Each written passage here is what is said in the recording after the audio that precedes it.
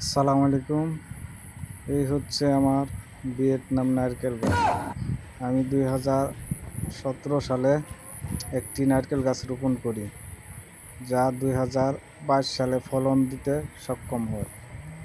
এখন পর্যন্ত আমি আমার এই নারকেল গাছ থেকে প্রচুর ফলন পেয়েছি। এই দেখুন কতগুলা নারকেল ডাব ধরে আছে, মনে হয় প্রায় 200টির উপরে আছে। তো অনেকেই নাকি এই ভিয়েতনাম নারকেল গাছ কেটে নিয়েছে, কারণ নাকি ফলন ধরে না। দেখুন, আমার জেলা বাংলাদেশের খাগড়াছড়ি জেলায় দিঘিনালা উপজেলায় আমি একটি চারা রোপণ করেছি। দেখুন কি ফলন! এই জাতটা হচ্ছে ভিয়েতনামের সিয়াম ব্লু।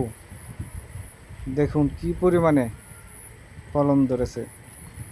তো চাইলে আপনারা এরকম একটি গাছ লাগাইলে। ধন্যবাদ সবাইকে ভিডিওটা দেখার জন্য।